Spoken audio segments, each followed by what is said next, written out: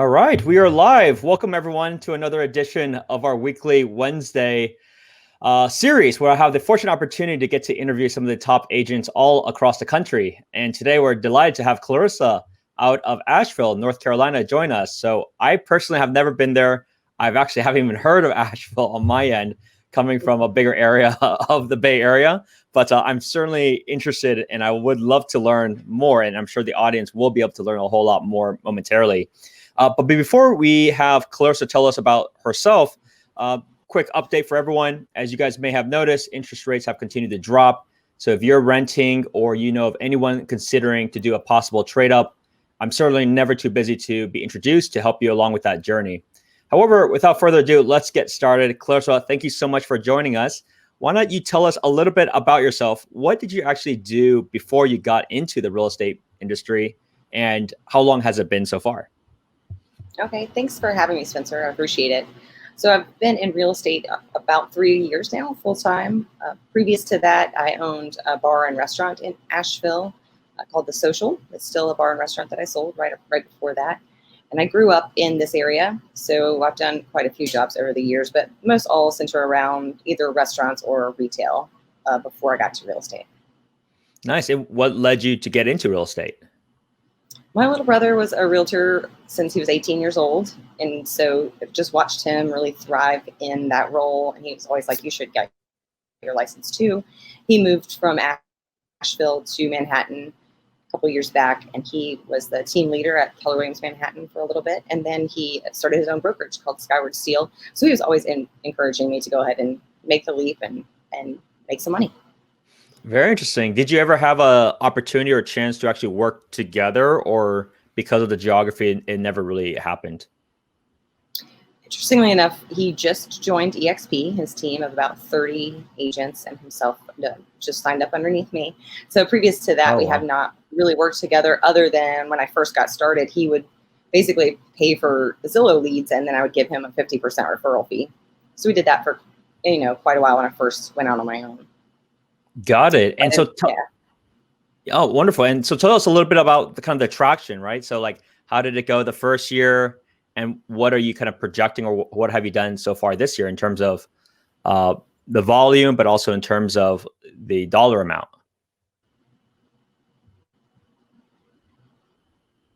Okay. So last year I sold $20.8 million. I did 61 transactions. The year previous to that, I did about 6 million in 32 transactions. And then the 2 times Icon agent. This is about to hit Icon again, so it'll be 3 times in a row. I'm on track to beat last year's numbers. I've closed about 35 so far this year, and hovering right around the 10, 11 million mark. That's amazing. That's amazing. And so your average sounds like it's probably, your personal average is maybe 300,000. Is that in line with what the average is there normally, or is it higher? It sure is. Okay. It sure is. It's kind of creeping up a little bit, but right now the average home is like around 350,000 in Asheville. Got it. And so what are the drivers of why people are moving to Asheville? Like what kind of jobs are there? Is it a secondary home? What's the backstory of how people choose Asheville? So I think there are a lot of people buying second homes here right now as a result of the COVID-19 virus, because a lot more people are able to work remotely. So they are able to keep their same job that they had out west and then come here, and they are amazed at how much money, they could get a lot more house here for their money and kind of get around a little bit easier too. So we have a lot of, I would say of my 17 pending contracts right now, more than half are from someone moving here from out of state. It does make it difficult for the people who grew up here. They are kind of pushed out of our city because of the price points. So our number one employer in Asheville is the Mission Healthcare Systems. So a lot of doctors, nurses, first responders, that sort of thing. Secondly would be the city of Asheville, which is the police officers, firefighters, things like that, teachers, Buncombe County teachers. And then the third is, of course, the restaurant industry. That's our third biggest. So we have over 250 independent restaurants in Asheville. So a lot of people that own their own restaurants, and not a whole bunch of chains here. So we're a food utopia, as I was telling you before the show started. Interesting. And how are they doing these days? Like, what's the environment? Is it just outdoor dining? Is it takeout only? What's it like in the local area of how you guys are handling Yeah, things? it's been difficult. So a lot of restaurants have closed up. I'm anxious to see who is going to come out on the other side. So Mhm. first, of course, it was just takeout only. They have recently reopened restaurants, but bars, which is another huge aspect of Asheville. We're considered Beer City, USA. We beat out Portland, Oregon last year.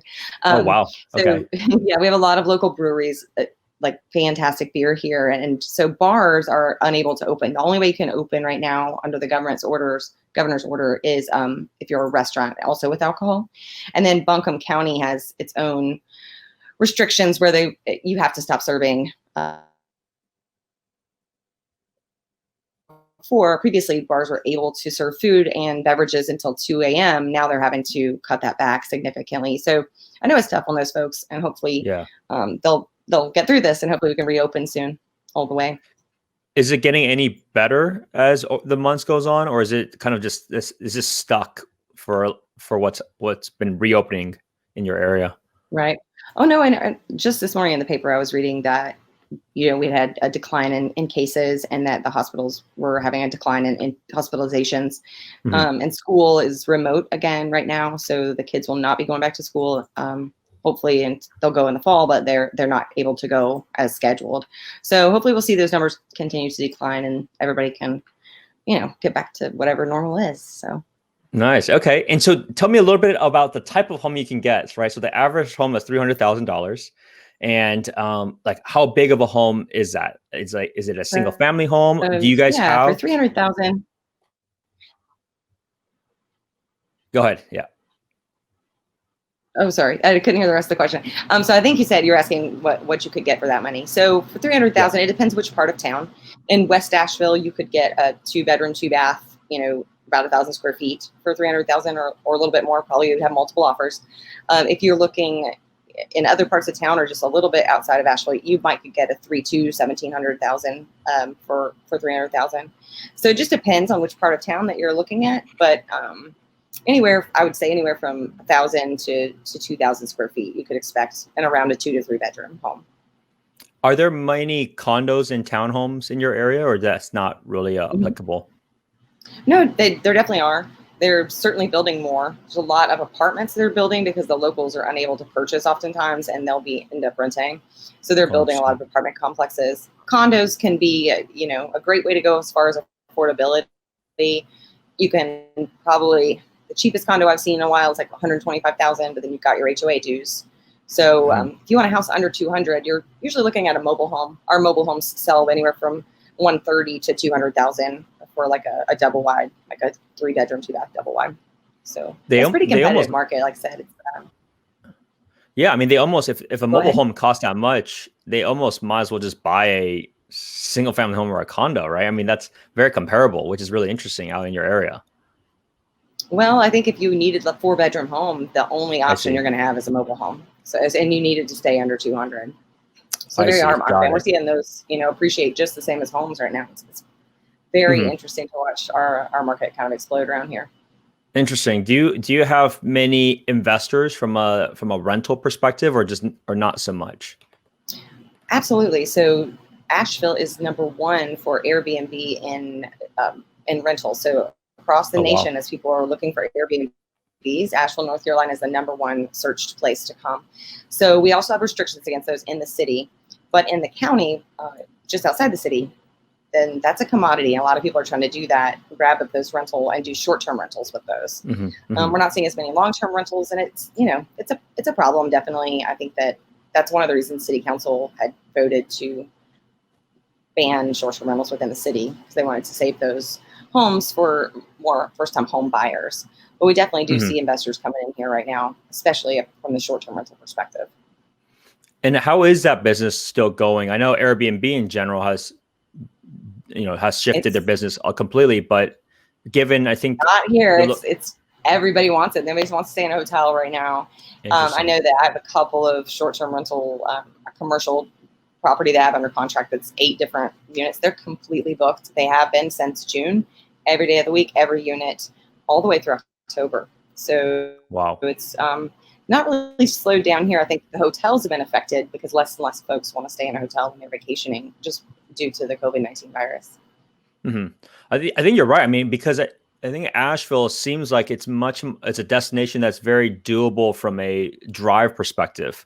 So people want to have that weekend getaway type of atmosphere. So it seems like it probably hasn't. I mean, obviously it impacted the restaurant industry a lot because they can't do the same kind of service. But from a travel perspective, it may be even busier.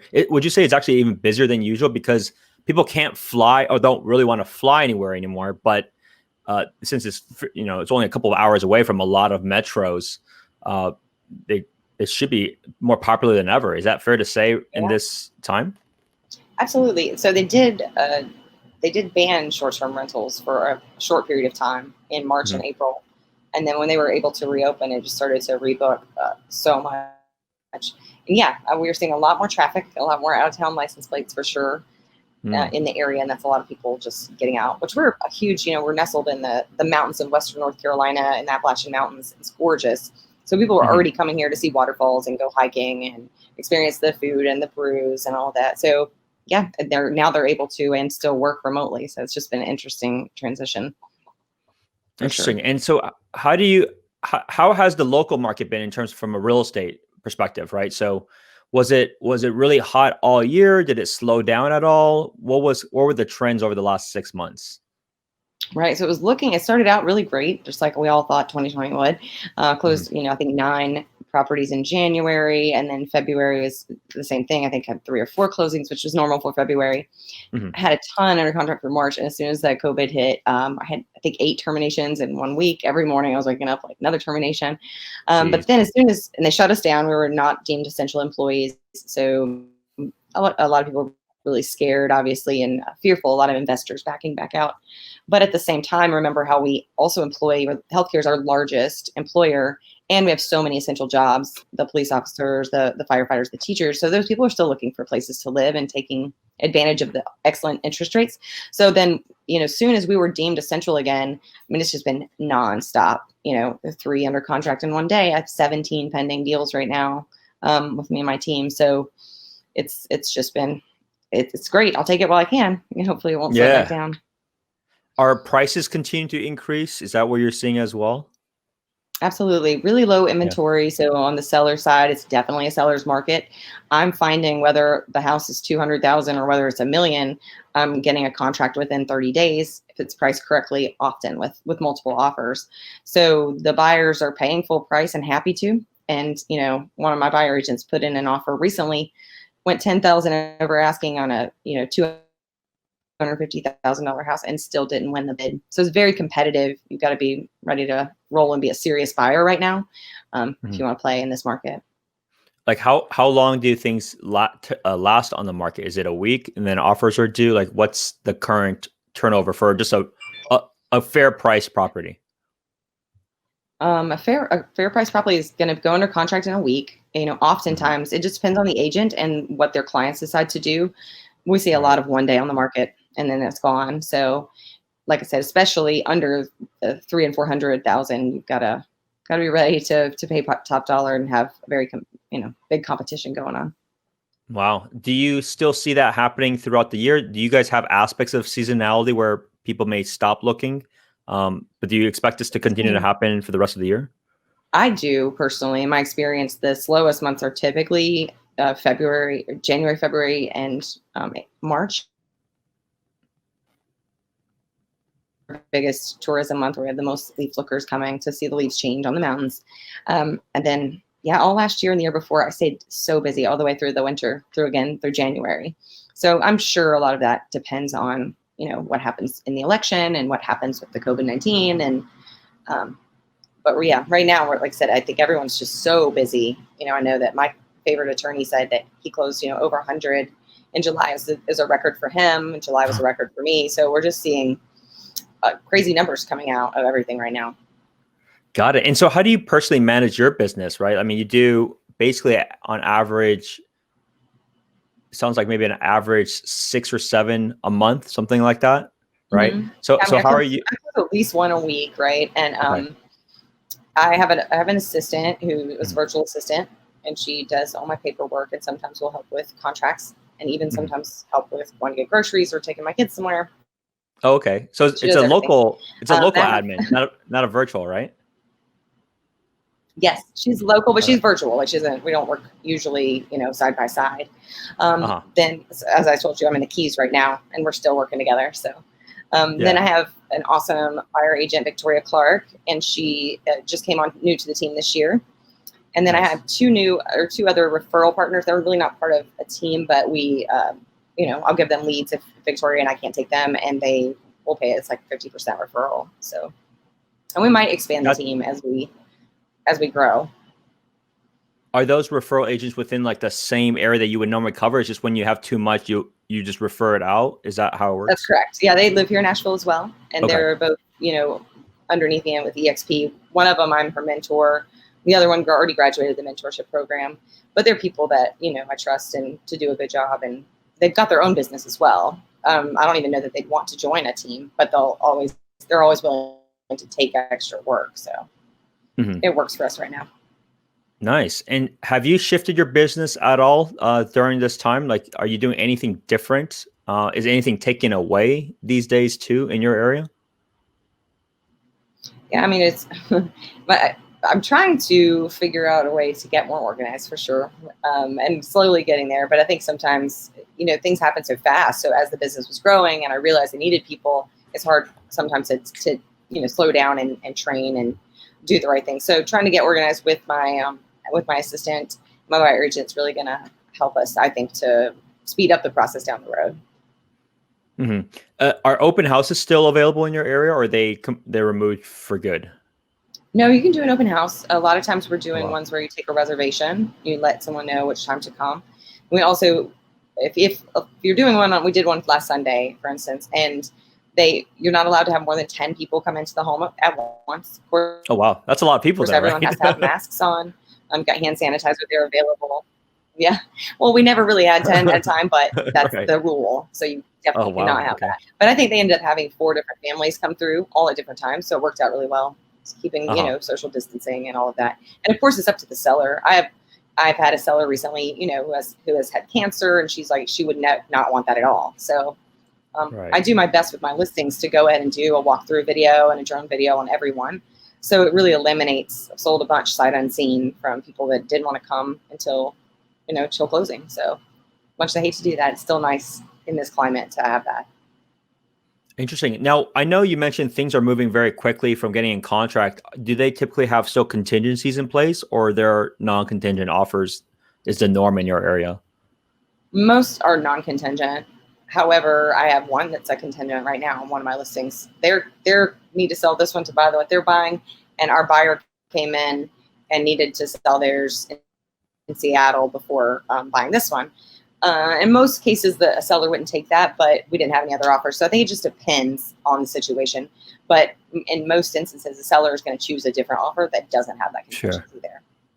What is that close of escrow time then? I mean, if they have to still sell one, they need the money for that. Like, is it a really, really long close of escrow given just logistically it'll take time for that other property to close? Not necessarily. So it just depends on that person's market as well. I'm writing most of my contracts to close in 30 days, especially if Oh, it's wow. multiple offer. I want to close it in 20 or 30 days. However, because of the refis, the appraisers are backed up right now. So we're often extending closings once we're under contract because for that appraisal. Because there's so many people refining and taking advantage of these amazing rates. Hmm. So I got another question actually too, which is for your buyers, which banks do they typically use? Do they use a local bank that you recommend, or do they use an online bank? What do you kind of see from their own lending service or platform? I see a lot of the local mortgage lenders here. I personally just use one guy with Ameris Bank. He's local here in Asheville. Calls you back. All they do is mortgages. Sometimes when you're working Hmm. with a company like Wells Fargo, I mean, I'll tell my sellers do not accept a pre-qual from from Wells Fargo because I've had so many issues with them because they're doing so many different things and it's tough to get someone Yeah. on the horn and to chat with you. So yes, I see mostly local lenders. Movement Mortgage is really big here. Ameris Bank is really big here, and those are people that can get you closed in 25 to 30 days. I had my guy from Ameris Bank close me a VA loan in 17 days before. So Wow. they move a lot swiftly and more swiftly, and they have better rates overall. What have you seen recently as maybe one of your more recent buyers? Like what kind of rates are you talking about? Well, I just closed my new house and it was 2.73 was my rate for 30 years. So that's Wow, pretty for nice. primary. That's a really great fixed rate. Yeah. No, that's really good. That's very good. Yeah, that's awesome. And do you see any differences? Because you mentioned the price ranges. The average is 300, but you did mention that previously there, whether it's $1 million, is that market any different in terms of velocity, or do those sit a little bit longer? The property I had listed for 1.1 million had multiple offers within 2 weeks. So we're still getting Wow. those, and typically an out of town buyer. So most folks Right. that live in Asheville natives are not going to be buying those $1 million plus homes. Right. Right. And we really don't have much inventory. I think over 3 million. So 3 million is kind of where we tap out at. We do have like one listing that's been on the market for 12 years at 9 million or something. Nobody's bought it yet. It's just a huge house. Because I'm just finding even in that $1 million plus price point, people are wanting smaller homes. They want custom, beautiful finishes, but they don't want these, five, six, $7,000 square feet homes. They want 2,500, 3,000 square feet. So it's interesting shift. And there are a lot of large homes in the mountains that are 6,000 and 7,000 square feet that were built years back, and now these people are ready to sell. And it's hard to find a particular buyer for that. So are these typically in the mountains, or are they typically near a lake? Like describe what a $1 million home is. You mentioned like 4,000 to 6,000 square foot, so it's maybe not as practical. Right. Yeah, describe that listing that you had, like, and why did that sell so quickly? Why do you think that did? That one is a very desirable gated community in Fletcher, North Carolina, which is just outside of Asheville. And most of the homes in that community are 5,000 square feet. They do have a mountain view, very private, like I said, gated. There's a lake at the entrance, a small lake. So that's one example. But then also near the Biltmore Estate, which is where, I don't know if you're familiar with what that is. The Biltmore House is there, which is a huge tourist attraction. And there's a community there called the Ramble. And those are where the homes range, 1.5 to 3.5 million. So I think it just depends. A lot of the gated communities. And then, as you go a little bit outside of town, you will find, a parcel that maybe has 30 acres with long range mountain views and a huge house on the top. That one also might be in the $1 million range. So it's all over the place here. Our market's very unique for sure.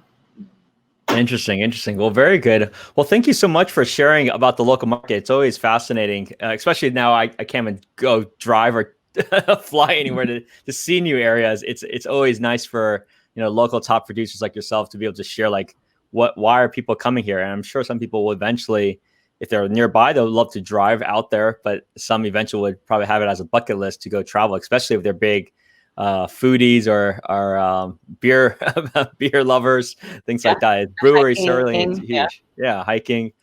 So I mean that's why Portland is such a great spot for a lot of people here, at least on the West Coast. But I'm sure on the East Coast that's kind of your equivalent or your go-to spot. So how can people get a hold of you if they have any questions or if they want to learn more about the local market? Like, what's the best way of people following you or getting in touch with you? Sure. No, probably text is the easiest way that I'll respond the quickest. So 828-774-6343. You can give me a call, but I'm not the best with listening to my voicemails. And then also my email is clarissa.marshall@exprealty.com.